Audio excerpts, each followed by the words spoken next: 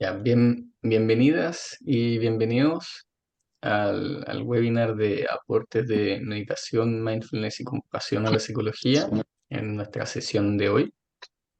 Y lo otro que el otro día nos pasó, que se activaron riesgos aéreos.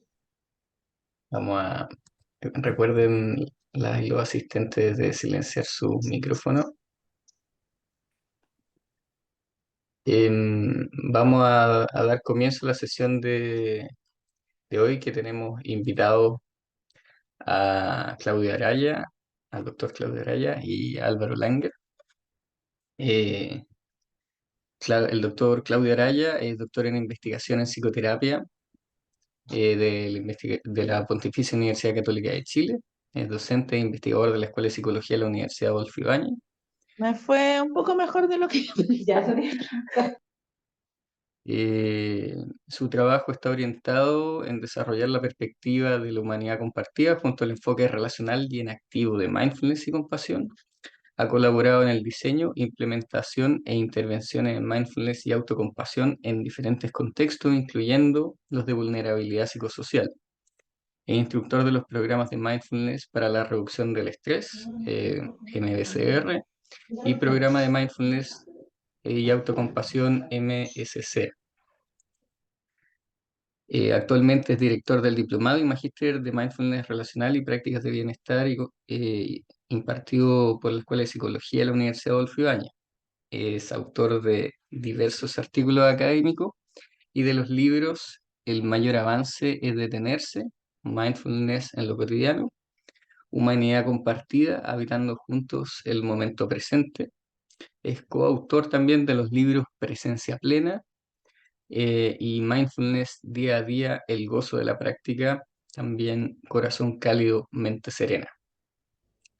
Así que, con esta pequeña introducción le doy el pase al doctor Claudio Araya para que inicie su presentación, y voy a presentar después al doctor Álvaro Lange cuando le toque.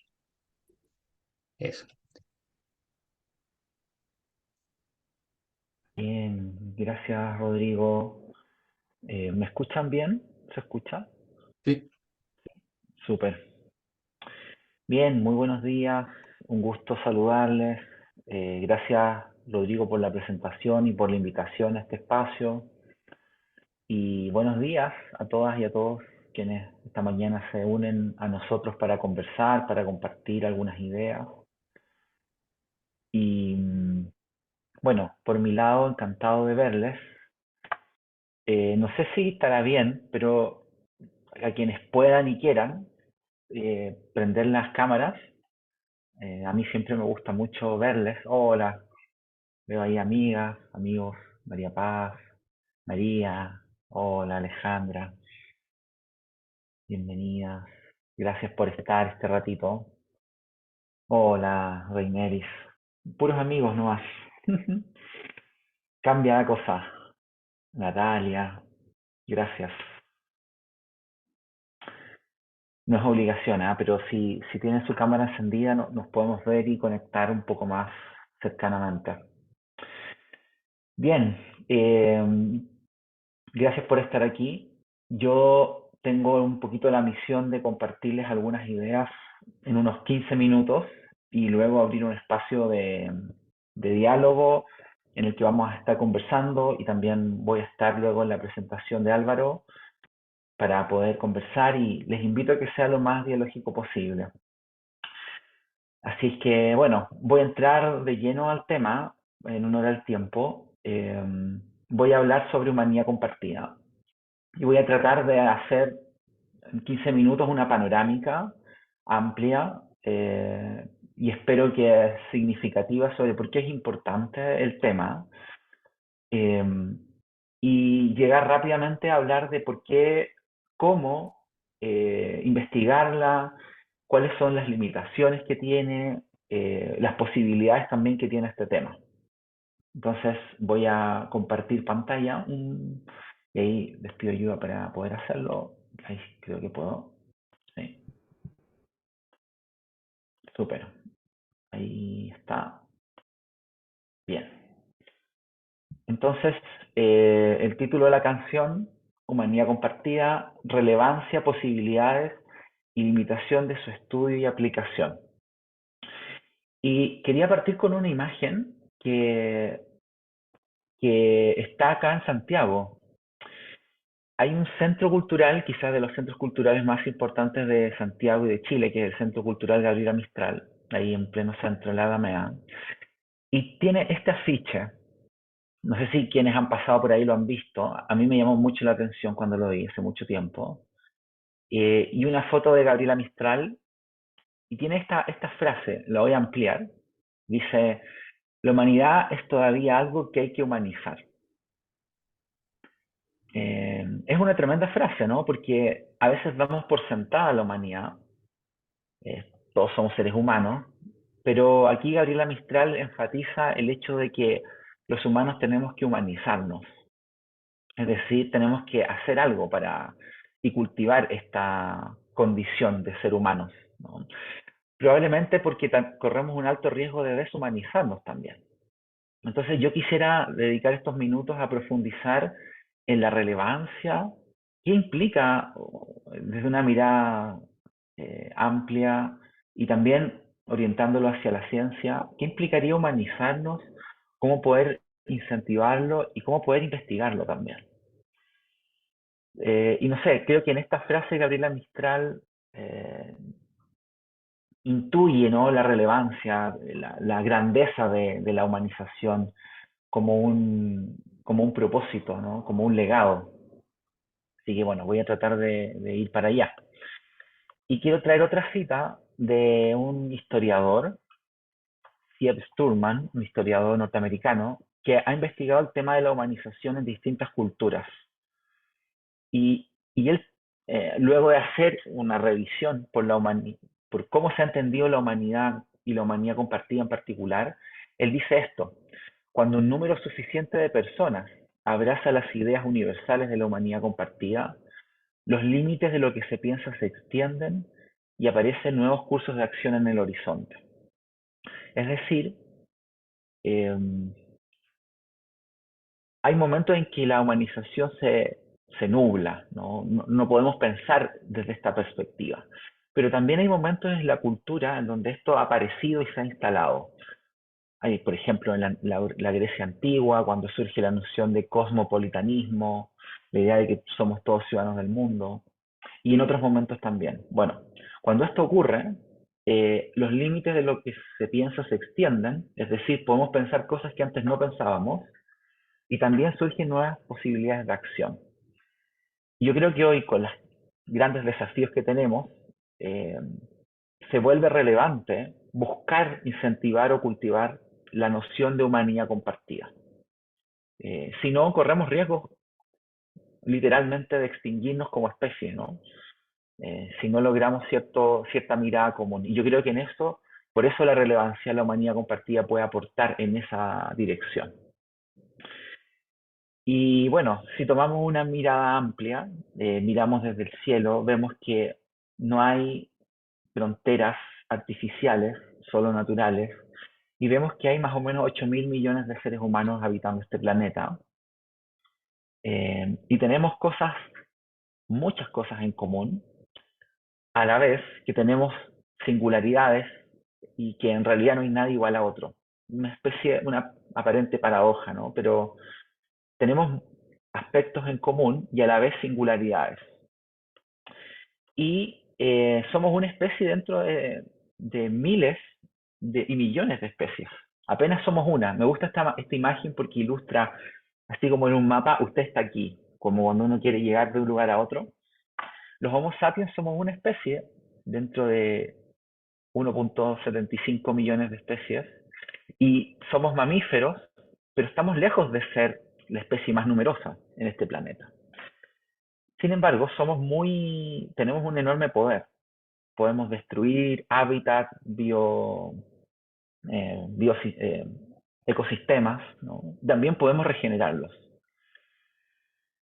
Y bueno, también somos seres que tenemos una continuidad. Ninguno de los que está aquí nació solo, venimos de un linaje. Si por ejemplo, contamos 12 generaciones para que nosotros estemos aquí. Han participado 4.094 personas. No sé si lo han considerado. Bueno, con quienes me han escuchado hablar de esto, esto lo tiendo a repetir porque me parece tan significativo tomar esta conciencia. Y cualitativamente, ¿no? Cuántas luchas, batallas, alegrías, dificultades, historias de amor, tristezas hay detrás del hecho de que estemos vivos. Y nosotros también somos un eslabón de esto. Entonces, a mí me parece súper interesante tomar esta conciencia de que ser seres humanos no es algo trivial, sino que es algo con sentido y que nos trasciende. Y bueno, si vamos al punto, ¿cómo entender la humanidad compartida? Hay muchas definiciones. Yo solo quiero mencionar dos.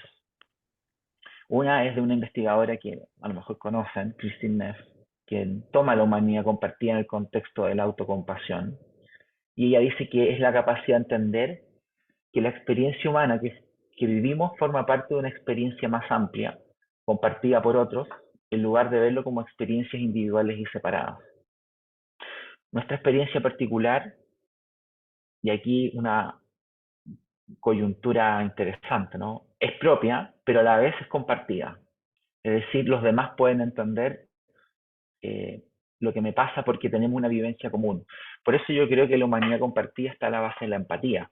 Yo empatizo porque puedo ponerme un poco en el lugar del otro. Si no, sería muy difícil empatizar. Y Sturman, el historiador que les mencioné antes, dice que la humanidad común se refiere a reconocer y validar las diferencias. No quiere decir que todos seamos iguales, sino que tenemos diferencias legítimas y significativas, pero también resonar con lo que tenemos en común, que muchas veces se nos olvida. Entonces, humanidad compartida no es sinónimo de que todos somos idénticos ni iguales, sino que tenemos similaridades culturalmente significativas, dice Sturman.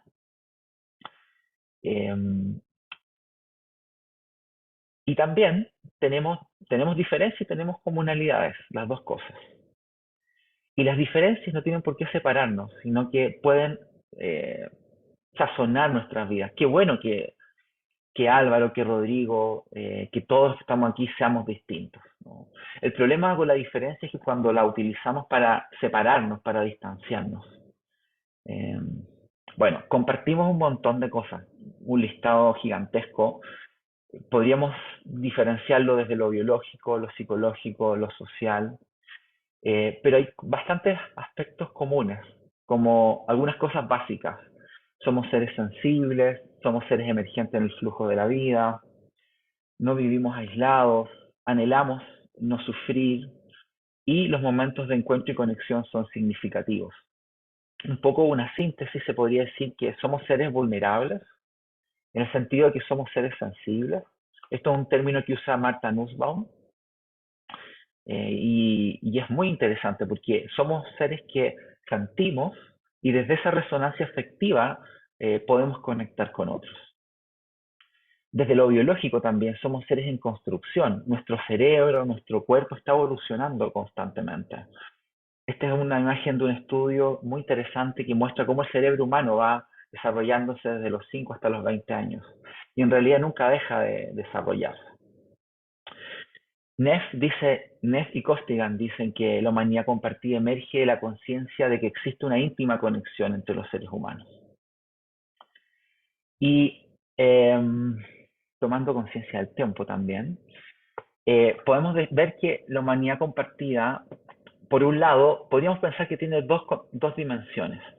Por un lado, esta dimensión amplia de tomar conciencia de que formamos parte de la familia humana, de la que estaba como un poco hablando, y a la vez implica tomar conciencia de que el otro es un ser humano igual que yo, tiene una dimensión íntima. Y aquí entramos en un aspecto más psicológico y existencial. Yo nunca veo la humanidad. En algún sentido la humanidad es una abstracción. Pero sí veo a Álvaro, a Rodrigo, a Gisela, a Pilar, a María. Veo la humanidad en el otro, particular y encarnadamente. Entonces es interesante que este constructo tiene estas dos dimensiones. Y voy a hablar brevemente sobre uno de los riesgos o qué hace que no podamos conectar con la humanidad compartida. Uno de los aspectos que hace que no podamos conectar es lo que en psicología social se denomina el sesgo del endogrupo.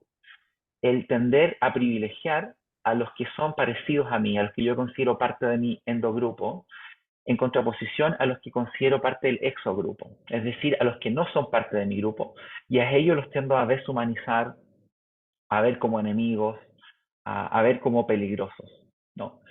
Y quiero resaltar el hecho que esto es un sesgo, ¿no? No es una realidad. Y esto es súper interesante porque a los integrantes del endogrupo tendemos a humanizarlos y tendemos también a ser más compasivos con ellos, a prestarle más atención, a atender por ende también conductas más altruistas y prosociales, ¿no? Yo voy a tirar ahí una línea, lo que quizás Álvaro va a tomar después.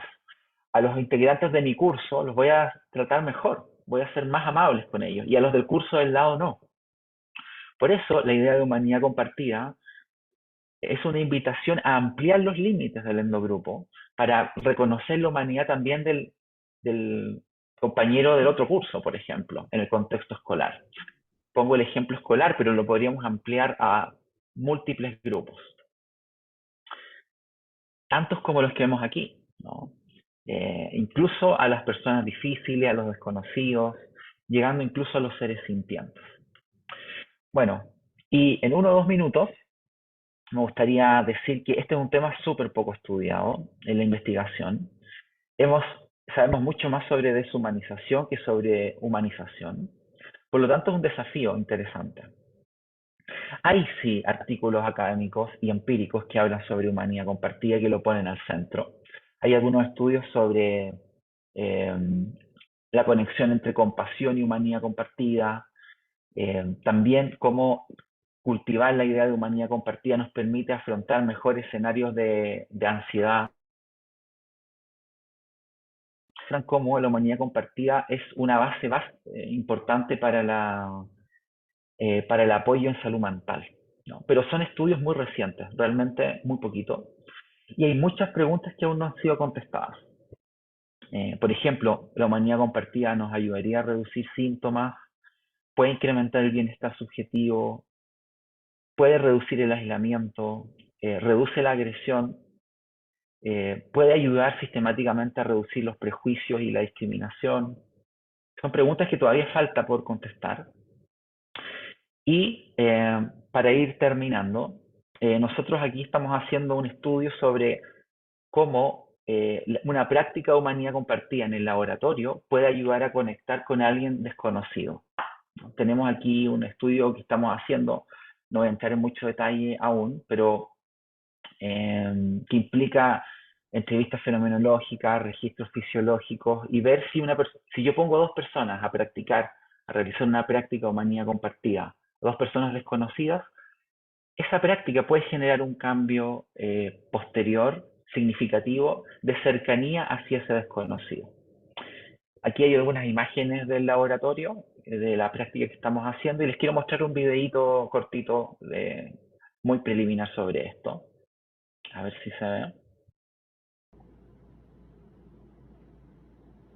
Ahí hay 2 personas. Esto son los ayudantes, ¿no? No son personas como que están haciendo la práctica, pero 2 personas que se sientan frente a frente. Estamos tomando ahí el registro de la respiración y de la sincronía respiratoria con unos electrodos y una banda respiratoria. Esto es una parte, ¿no? También hay una parte también más cualitativa, una entrevista, registros también conductuales de respuesta. Bueno, y sé que estoy en el tiempo, quisiera terminar dando un salto lógico, pero espero que conectado, con un pequeño poema, ¿no? De por qué es relevante este tema, eh, como un manifiesto de humanidad compartida. Que lo que nos une prevalezca por sobre lo que nos separa, que lo que nos diferencia le brinde matices a nuestra humanidad compartida, que coincidamos como un bosque nativo, donde cada árbol es único e irrepetible, a la vez que le brindamos sombra y nutrientes al árbol contiguo, y este a la vez nos nutre. Que deje de levantar barreras ante el dolor y que tenga el coraje de sentirlo y abrazarlo, y que este sentir nos conecte, que podamos comprender con una visión cada vez más amplia, y que esta visión de esta visión brote una genuina compasión hacia todos los seres. Que entienda al final del día lo que Violeta Parra cantaba, que el canto de ustedes sea mi mismo canto y que el canto de todos sea mi propio canto. Bueno, muchas gracias por la escucha y tenemos quizás unos minutos para vernos, para dialogar. Ahí Rodrigo nos comentará. Muchas gracias, Claudio, por tu presentación. Efectivamente, se abre el espacio para preguntas y comentarios. Eh, Vamos, quien quisiera hacer una pregunta o comentario a Claudio. María. Yo, Ah, per- bueno, no, perdón, Claudio, perdón. María Guerrero levantó la mano primero. Dale, Pilar. No, dale nomás, María Guerrero. Ya está bien. Bueno, buenos días, gracias por compartir. Creo que no necesitamos una dosis bien importante de humanidad compartida en estos tiempos tan turbulentos. Em, Claudio, me gustaría saber si tienes algún, no sé si llamarlo tips o alguna manera de cómo lidiar con esos matices de los que hablas de la humanidad compartida.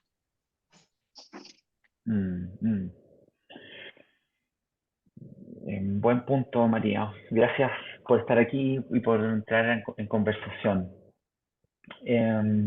A mí me gusta ver que la humanidad compartida es una práctica, ¿no? Es una práctica del mismo modo como lo es mindfulness, como puede ser la compasión, las habilidades prosociales, la autocompasión. En ese sentido, creo que una práctica cotidiana puede ayudar mucho a ir lidiando con los matices de las diferencias, de las separaciones de las cuales estamos todo el día teniendo que lidiar con ellas, ¿no? Creo que una cosa muy importante, quizás es grueso lo que voy a decir, ¿no? Pero creo que una cosa muy importante para lidiar con los matices de las diferencias es reconocer que el otro nunca es mi enemigo. Como dice el maestro Thich Nhat Hanh, tú no eres mi enemigo y el otro, incluso el otro que parece muy distinto, eh, a mí no es mi enemigo. El enemigo es la ignorancia, el enemigo es la separación, muchas veces el enemigo es la ideología, el enemigo es haber nacido por circunstancias de la vida en lugares distintos y tener educación distinta. Y que hemos construido algo que nos separa, ¿no? Pero en lo profundo no somos enemigos, somos seres humanos que compartimos una vida, compartimos muchas cosas desde lo biológico, psicológico y social.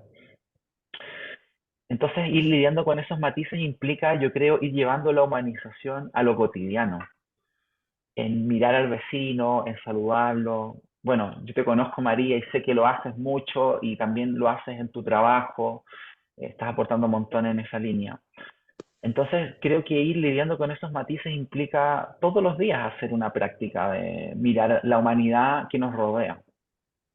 Y quizás partir, como también nos ha enseñado mindfulness y compasión, partir por lo más fácil, por los seres queridos, por los que nos rodean, y de a poco ir ampliando el círculo, ¿no? No entrar a trabajar con el enemigo o con el que más siento adversidad, pero irnos acercando allá de a poco, gradualmente. Ahí veo un camino.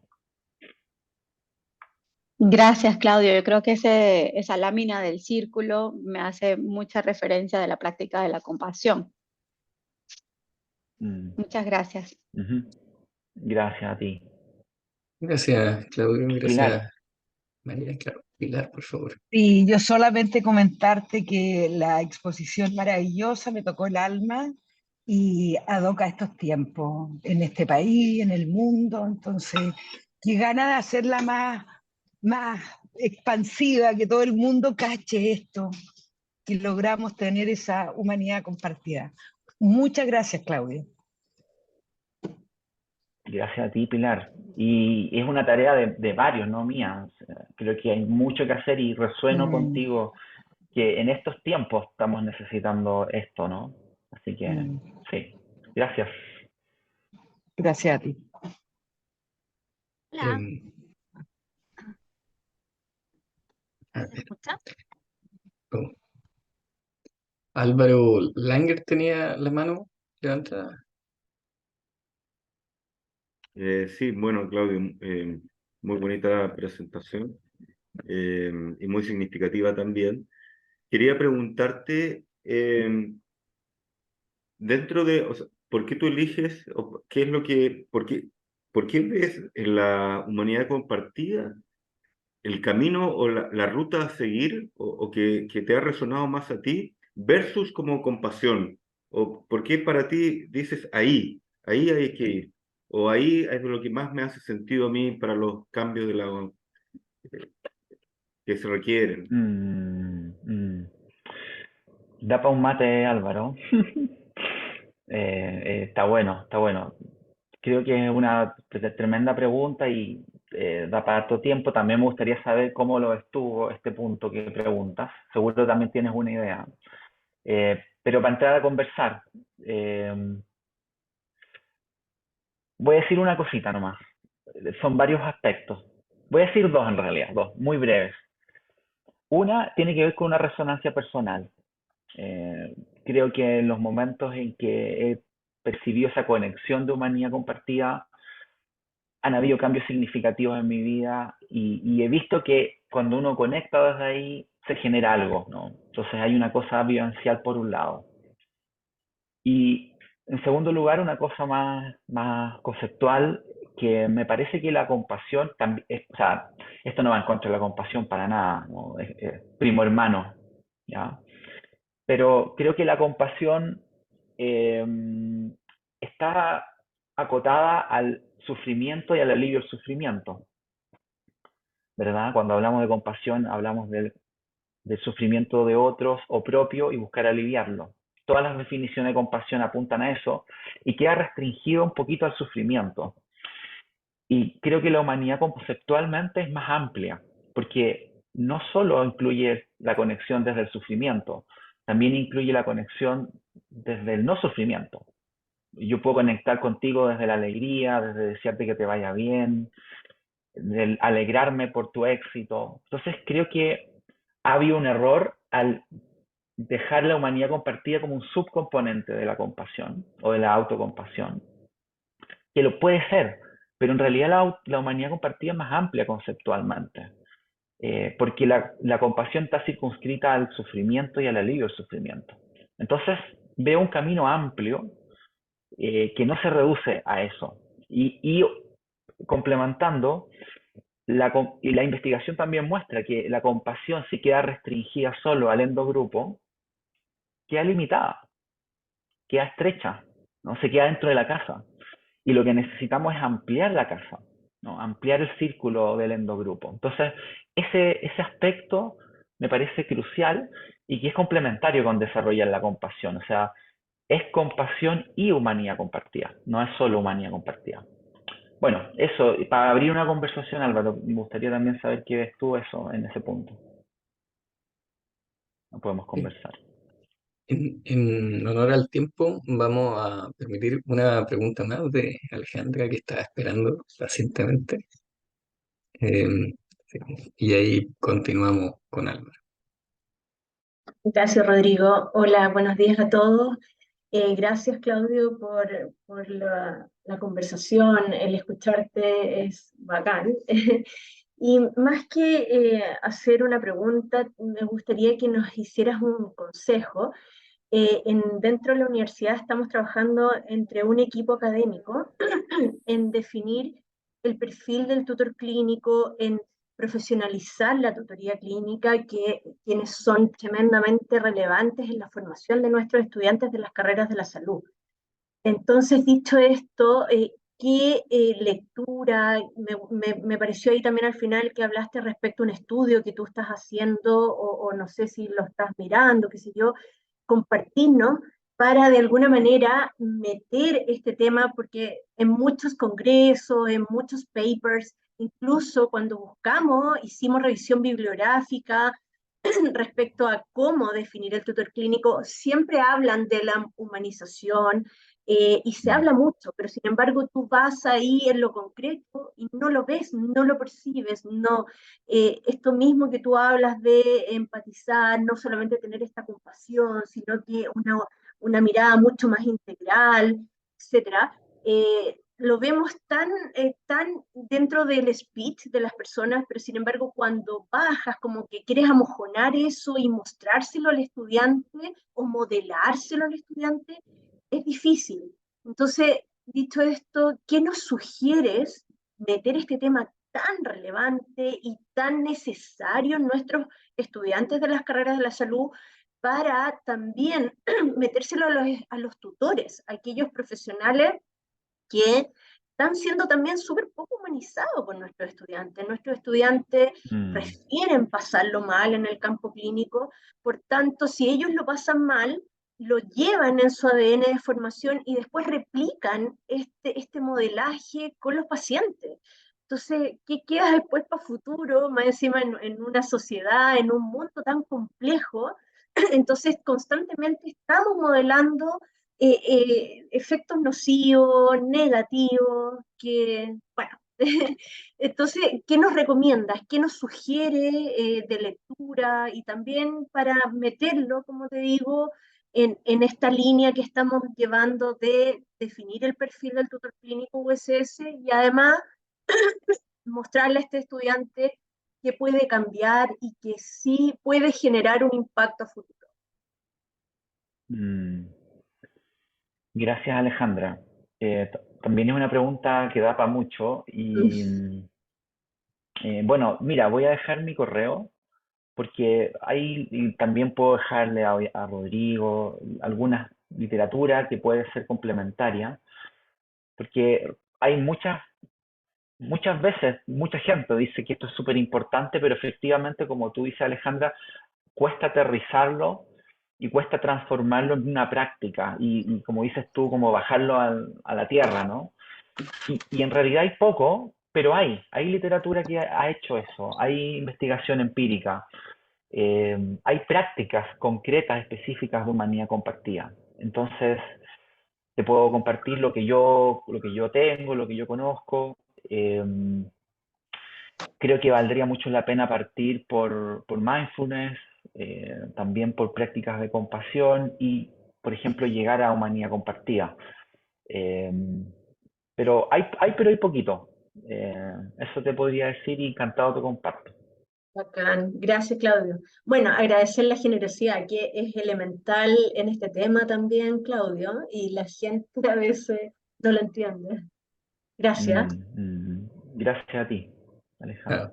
aprovechando la pregunta, comento que nuestro invitado del próximo jueves, Bassam Kubri, ha trabajado bastante en intervención de estudiantes de carreras de la salud, precisamente trabajando las dificultades que tienen estos estudiantes. Te puedo comentar rápidamente que en general, cuando inician las prácticas clínicas y se inicia el estrés empatético, es donde se empieza a perder la humanidad, o sea, que tiene que ver en la conexión en realidad. Mm, Y es cuando ahí hay un problema también de regulación emocional, digamos, y manejo de la parte difícil de conectar con otro. Pero como dice Claudia, hay mucho y da para largo. Existe evidencia, se pueden hacer cosas. Bueno, muchas gracias Alejandra, muchas gracias Claudio. Vamos a pasar a Álvaro para que alcance a presentar. Em, Voy a presentarlo entonces. Álvaro Langer es magíster en análisis funcional en contextos clínicos y salud de la Universidad de Almería. También es doctor en psicología de la misma casa de estudios. Actualmente es investigador de la Universidad San Sebastián, sede de Valdivia, e investigador del Núcleo Milenio para la salud mental de adolescentes y jóvenes. Sus intereses abordan investigación en temáticas de prevención y promoción de la salud mental, con intervenciones psicosociales basadas en mindfulness y el estudio de variables sociales y culturales vinculadas al proceso de salud y enfermedad.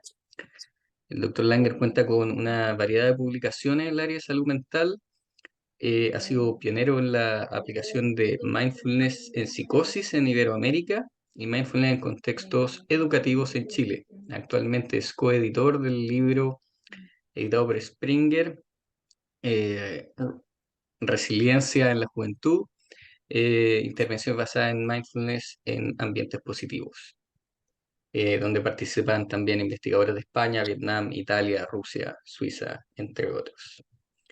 So, muchas gracias, Álvaro. Y eres bienvenido a contarnos lo que quieras mostrarnos. Vale, muchas gracias y buenos días a todas y a todos. Y qué gusto poder hablar de estos temas. Y así que yo voy a hacer un poquito una variación en mi presentación porque me estoy dando cuenta o estoy resonando, sintiendo que hay una conversación muy interesante aquí, muy entretenida. Entonces voy a mostrar algunas partes de lo que tenía presupuestado para hoy. Específicamente desde la última pregunta de Alejandra, ¿no es cierto?, que tiene que ver con el aprendizaje, finalmente, y la educación, porque mindfulness, compasión, humanidad compartida, no deja de ser un proceso de enseñanza-aprendizaje. Y eso es algo súper relevante, ¿no?, que no se nos puede olvidar, porque no está ajeno a todo lo que sabemos de educación y aprendizaje, o todo lo que se sabe, ¿no? Entonces, bueno, vamos para allá, vamos para allá.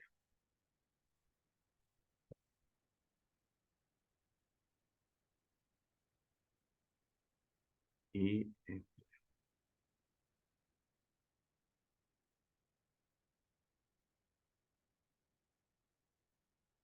un momentito.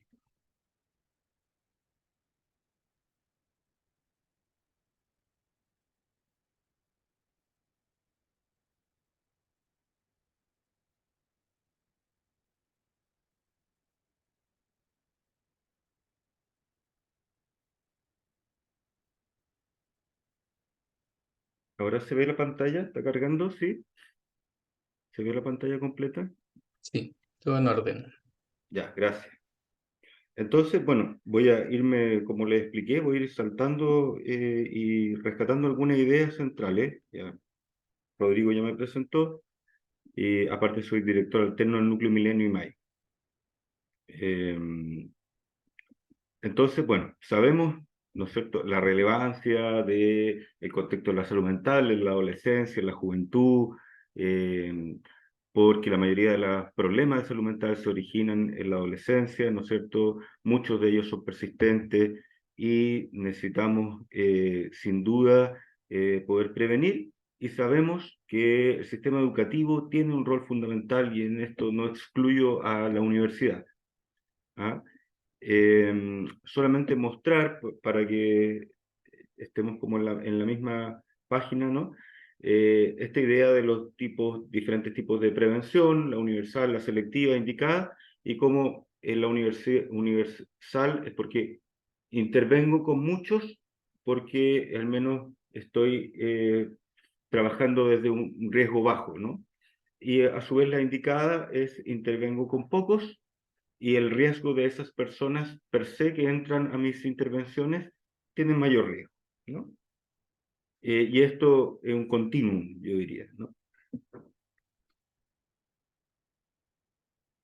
Eh, bueno, solo mencionar que hace muy poquito investigadores de IMAI hicieron un estudio del estado de la investigación en salud mental en adolescentes y jóvenes, y lo que pueden ver de cuántos estudios habían, que nosotros sabemos mucho, bastante del diagnóstico.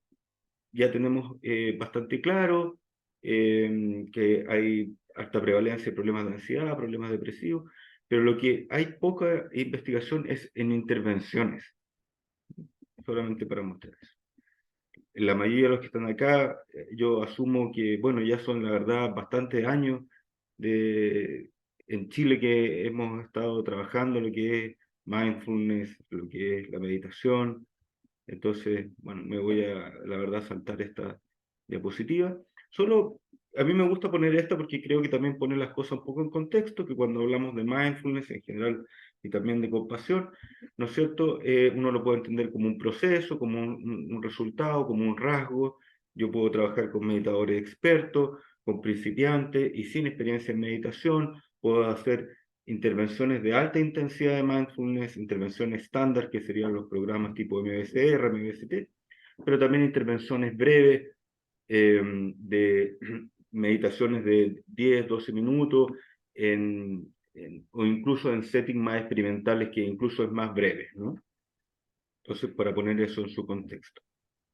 Esto me lo voy a saltar. Sabemos ya los mecanismos de acción, esta triada entre control atencional, regulación emocional y autoconciencia, que estarían a la base como los mecanismos de acción.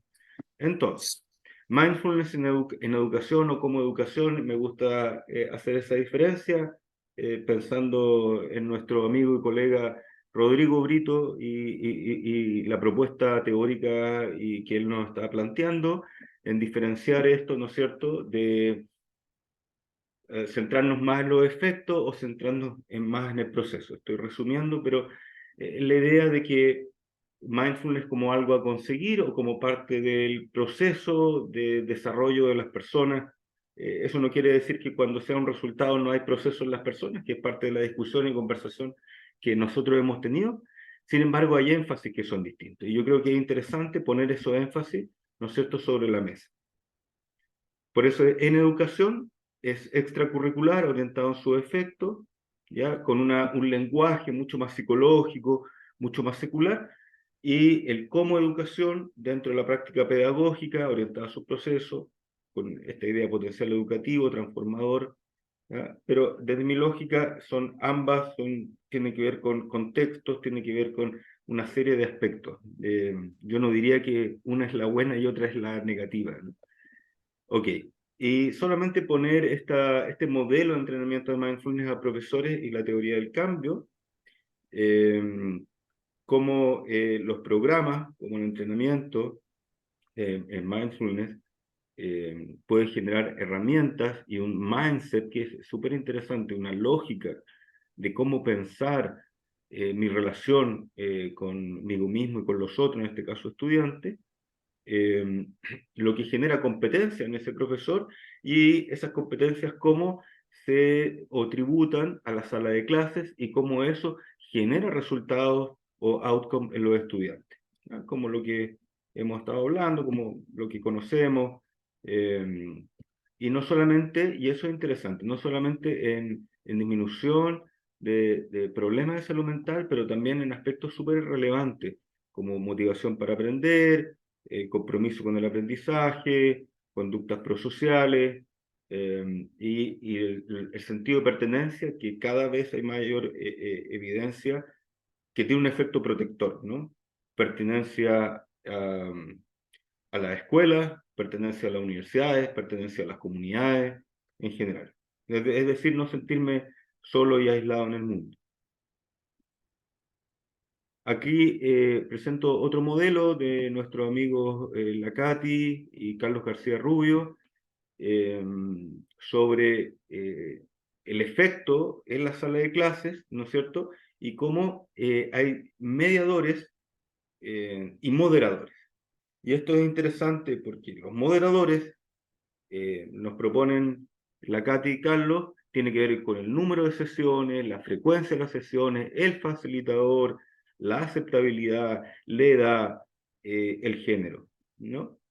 Y hay procesos involucrados, procesos atencionales, procesos del mismo mindfulness y resultados como el área de salud mental y también en el área académica.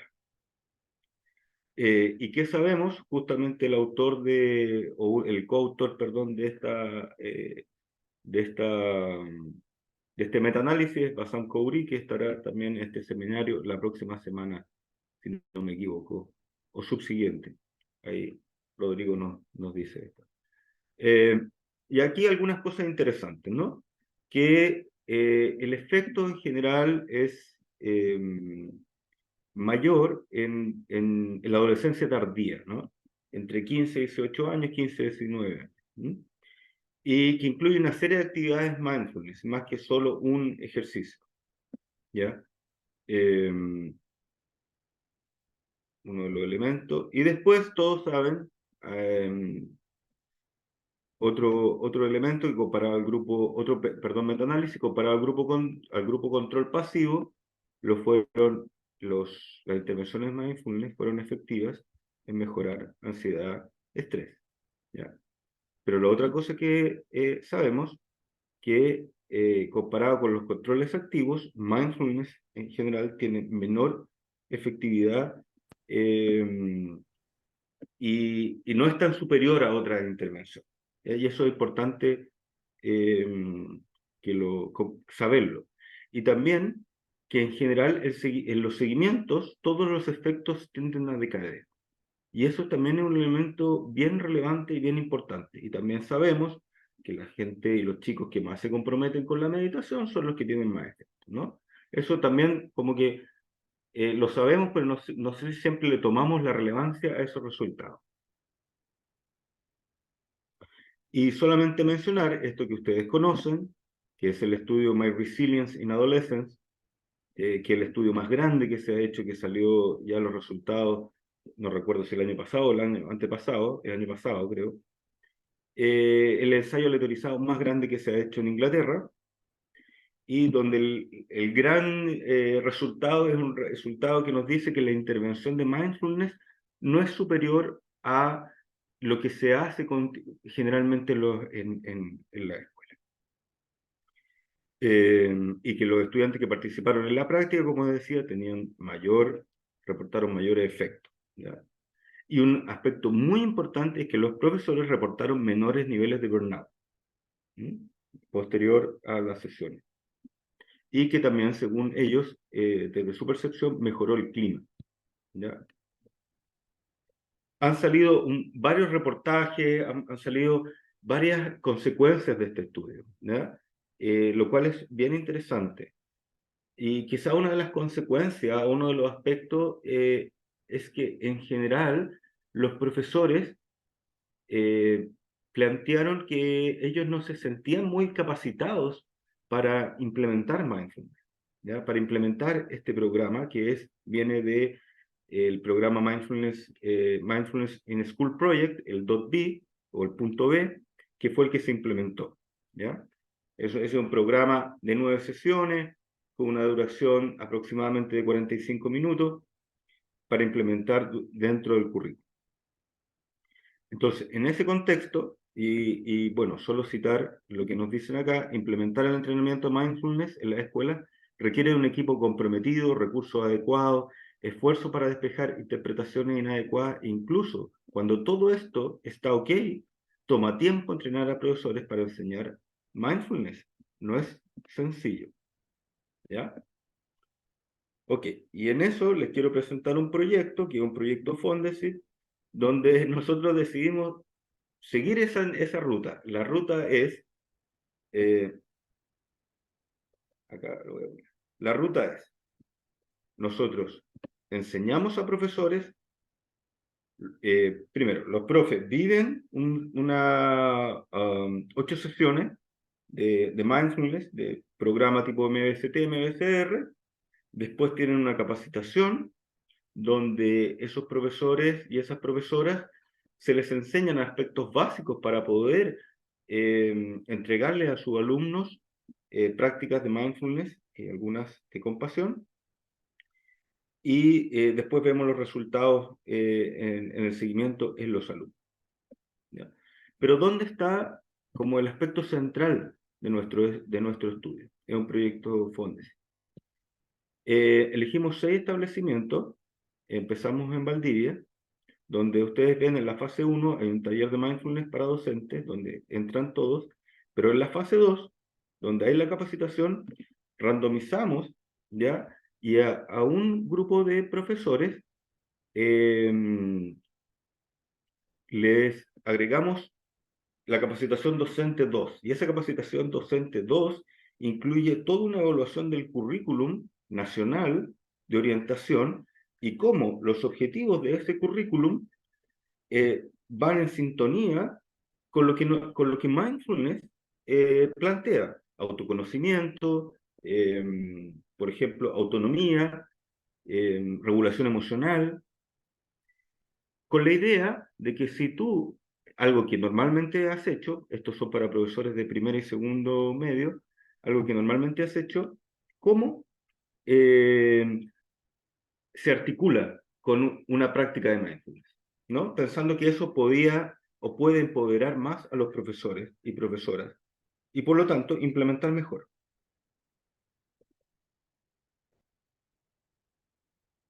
Hay algunas fotos y les voy a mostrar un video y con eso yo creo que voy a terminar para que dé tiempo para... Ojalá se escuche.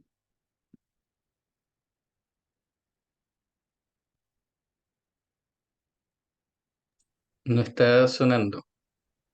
Tienes que compartir con sonido para eso. Cuando le das a Eh, compartir, a ver, o no, Rodrigo, yo creo que es más fácil si tú lo puedes compartir y yo dejo de compartir. ya. Ok. A ver, dame. Bueno, por mientras les puedo ir contando más. Este proyecto se está desarrollando en Valdivia con profesores de primero y segundo medio, profesores jefes, ¿ya? Y nuestro grupo objetivo final son alumnos de primero y segundo medio, son los alumnos de esos profesores y esas profesoras jefes. Y ahora voy a mostrar un video sobre lo que llevamos de esa experiencia.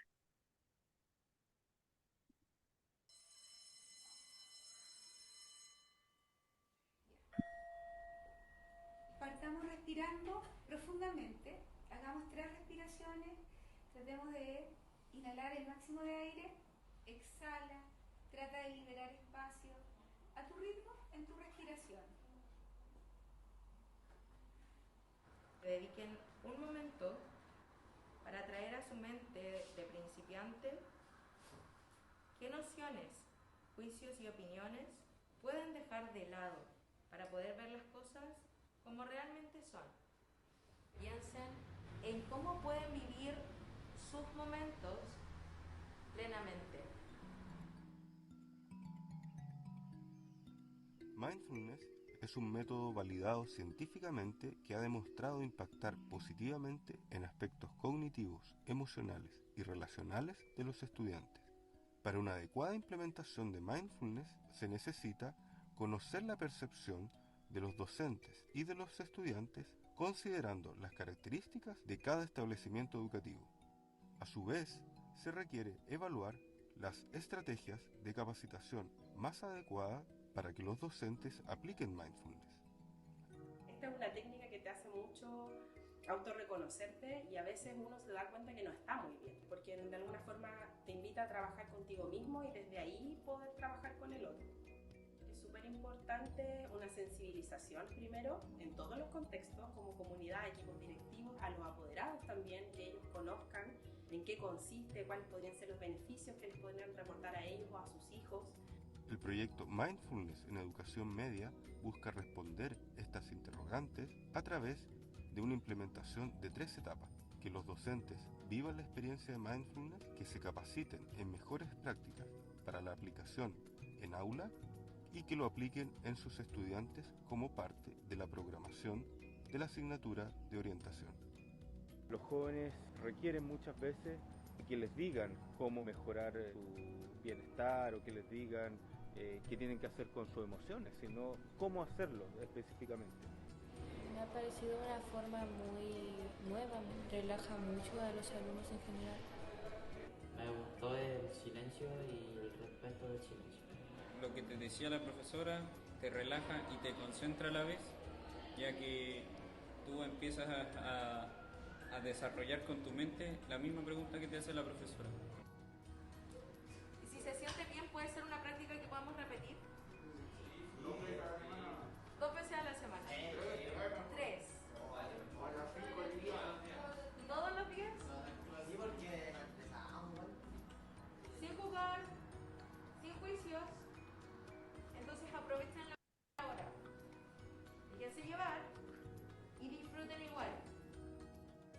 sentí como que volví a ser el mismo. ¿Y cómo era eso? Era feliz.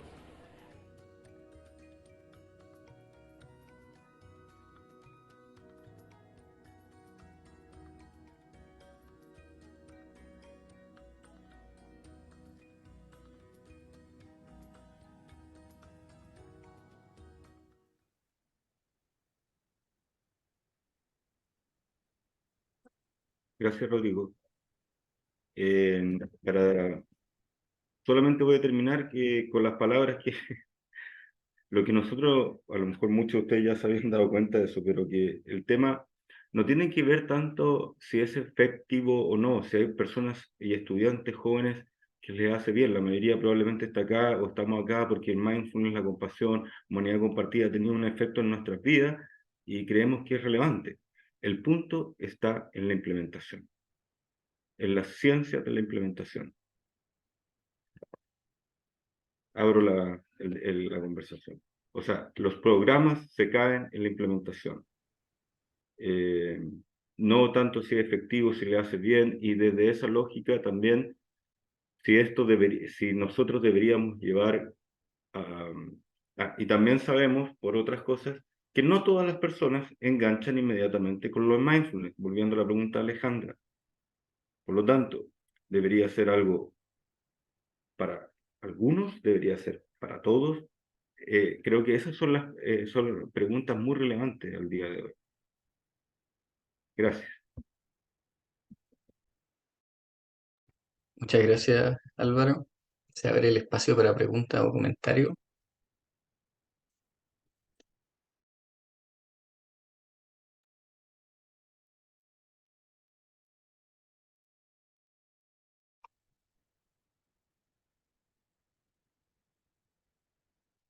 Dale, cuéntanos. Gracias. Hola Álvaro. Mira, tengo varias preguntitas. Uno, cuando hablas de intervención en adolescente, sobre todo, a ver, te cuento, te doy el contexto. Yo estoy haciendo mi práctica profesional en el CEAPSI, que es el Centro de Psicología en la Universidad San Sebastián en Concepción.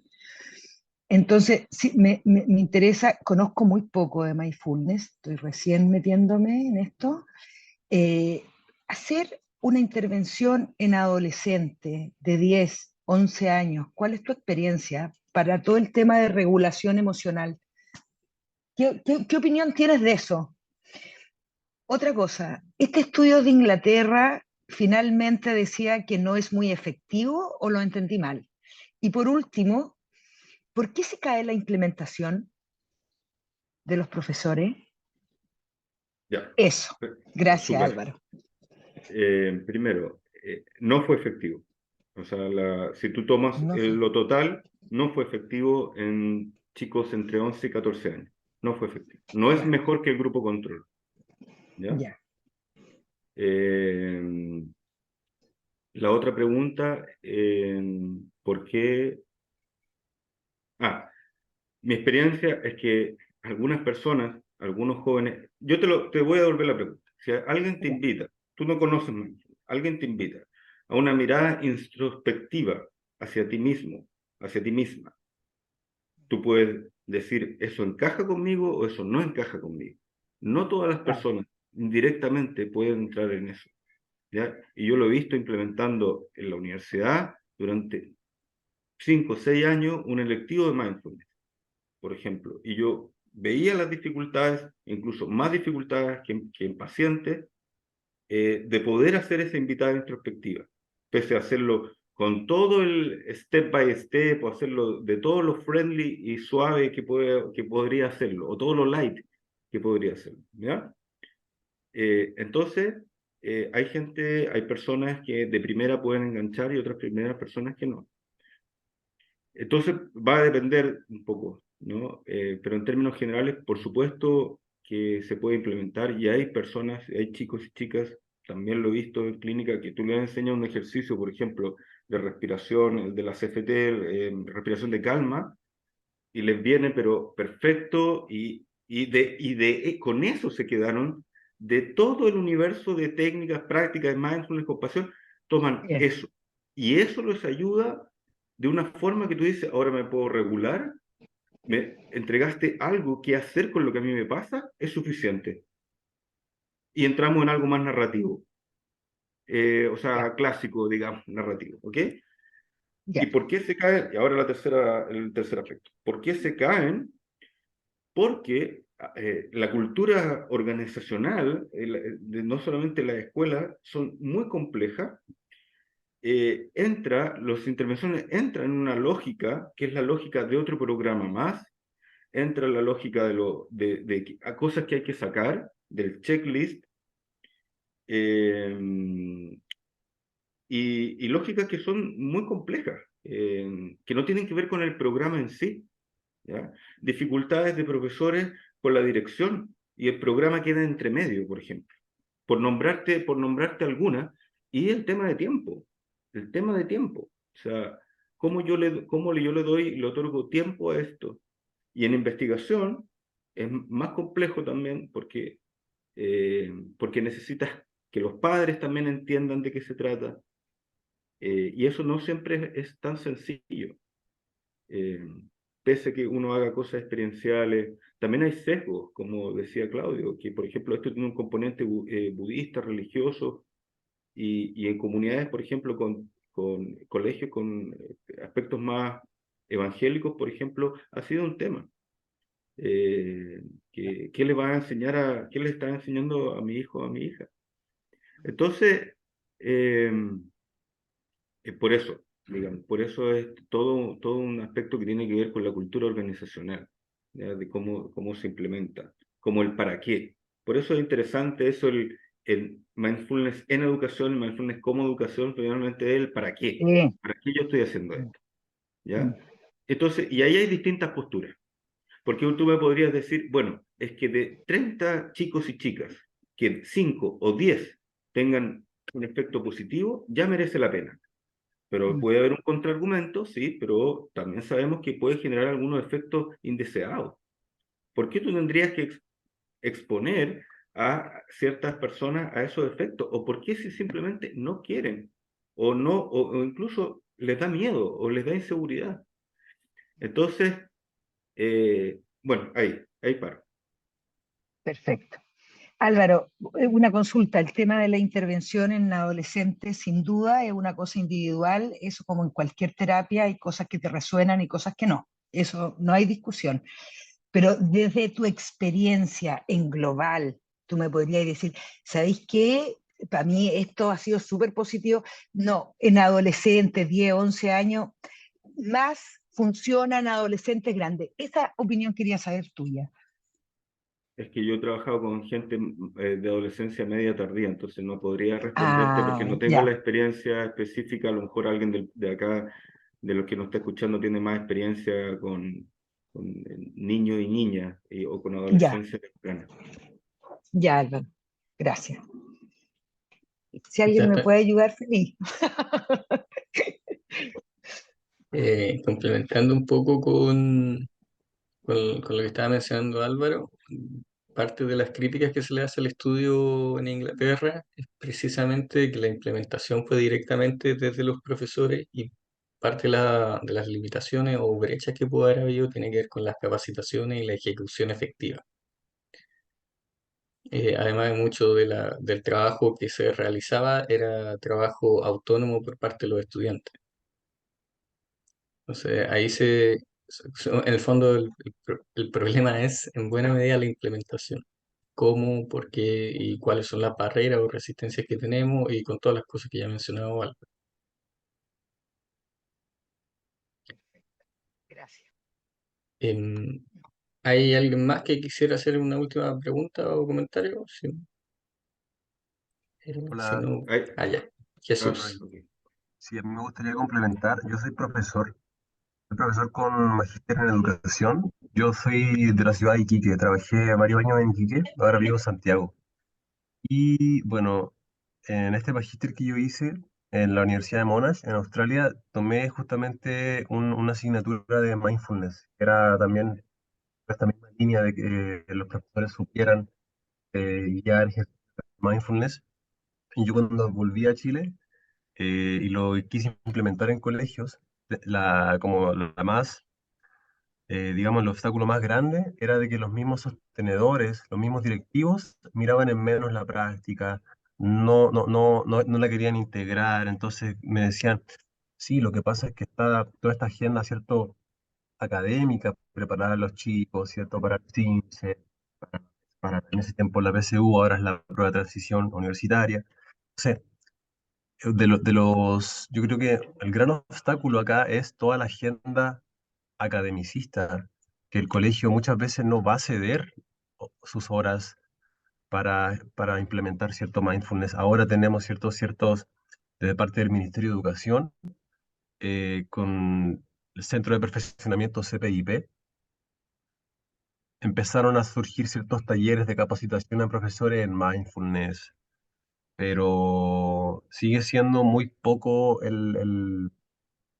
¿cómo se dice? Las personas no se terminan de convencer, hacen. Es primordial también, antes de que el profesor vaya a implementarlo con sus estudiantes, también lo haga de manera regular. Si no, no, es muy difícil. Eso quería opinar.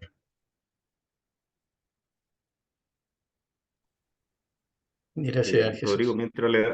mientras le da la palabra a Sherry, Ujú. solamente responder el contenido a la pregunta de los colegios elitistas. Esto es colegio, liceos municipales. Todos tienen arriba del 70% de vulnerabilidad, lo que yo presenté, por si acaso. Entonces, y eso es un desafío también muy importante. Esto no está hecho en colegios privados ni en colegios particulares subvencionados. Aunque particulares subvencionados tienen para muchos el mismo grado no me voy a meter en eso, pero son colegios municipales. Pero son distintos los problemas, pero hay problemas. Thierry, y con esto ya vamos cerrando por la hora. ¿Aló, me escuchan? Sí, perfecto. Hola, bueno, está bien interesante la temática, por lo menos mindfulness, me estoy integrando de a poco a esto. Y mi duda va respecto a un foco, a un grupo que por lo menos a mí me interesa mucho trabajar, que son las personas que tienen el espectro autismo. Y no sé si tienen alguna evidencia respecto a este grupo de jóvenes adolescentes, podríamos decir. Incluso yo podría ser mucho más en el foco primero en primera infancia. Yo soy educadora de párvulo de profesión y siempre me ha interesado este tema. Como dice el compañero, yo creo que las barreras, contextualizando a la educación chilena, claramente están asociadas a generar contextos donde se apliquen estas experiencias, no es como una carga extra más que un checklist, como se dice, de poder cumplir, sino que sea algo realmente que pueda también generar esta pertenencia, como decías tú, a estos grupos, ¿cierto? Pero mi pregunta va respecto si hay algún trabajo que se ha realizado pensando en el aumento de, por ejemplo, niños, adolescentes y los diagnósticos que se han dado respecto a personas con espectro autismo. Y cómo se ve, si es que fuese así, qué resultado o qué proceso interesante se han dado a esa aplicación del mindfulness con este grupo.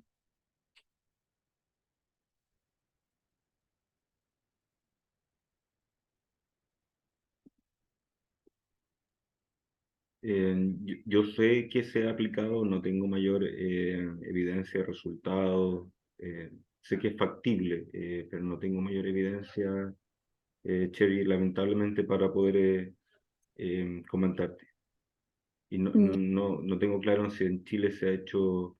Bueno, hay muchas cosas que se hacen en Chile, pero a nivel al menos de investigación, yo no conozco algo que se haya desarrollado en Chile. Y sé que sí se ha implementado, si tú buscas vas a encontrar estudios de mindfulness y neurodiversidad o autismo.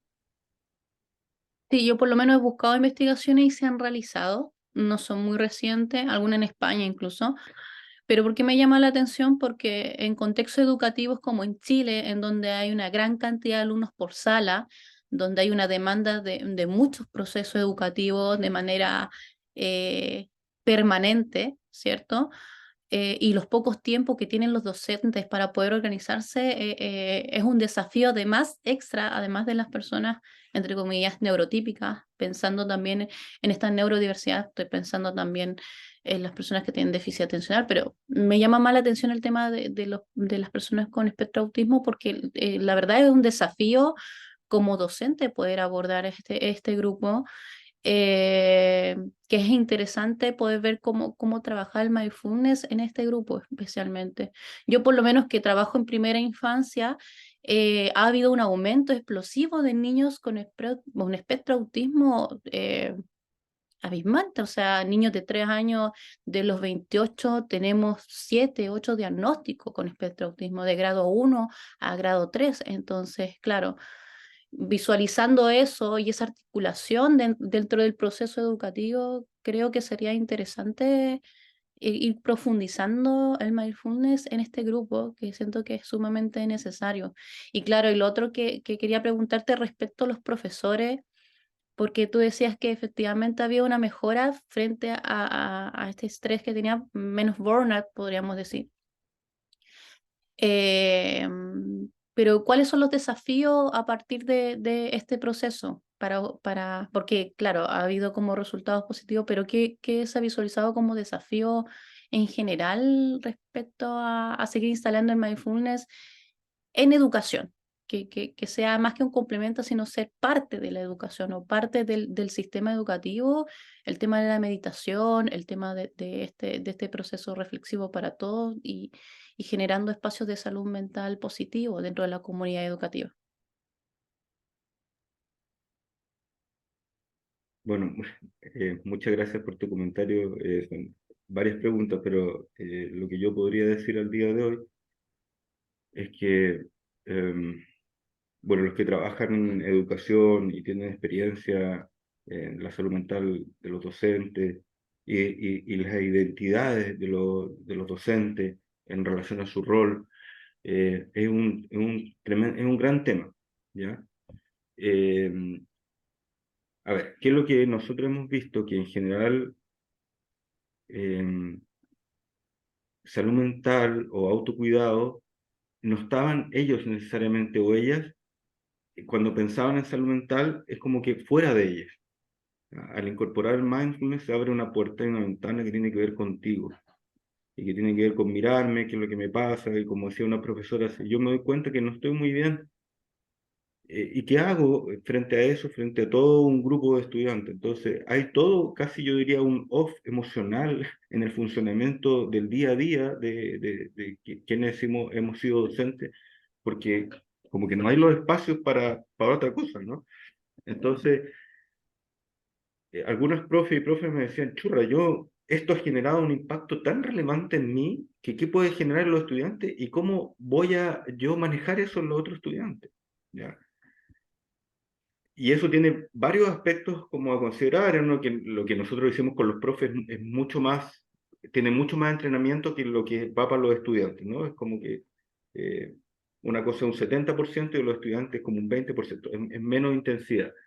Pero no obstante, lo interesante de eso es que abre una puerta que requiere una lógica distinta, es un mindset distinto.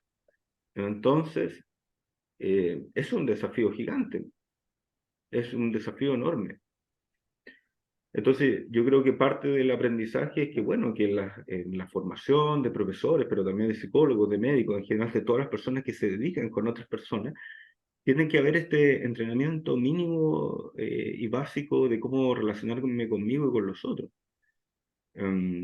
Eso te podría decir, en el fondo, que ha significado un gran impacto en las personas y en algunos alumnos, ¿no? De quienes enganchan con esto. Entonces, eso te podría decir. Muchas gracias. De nada. Muchas gracias a Álvaro, muchas gracias Claudio, muchas gracias a todas y todos los asistentes al día de hoy. Y con esto damos término a la sesión de hoy y nos vemos quienes quieran venir el próximo lunes a las Se me olvidó la hora, pero les voy a mandar igual un correo de recordatorio, no se preocupen. Eso, que estén muy bien. Hasta Muchas luego. gracias.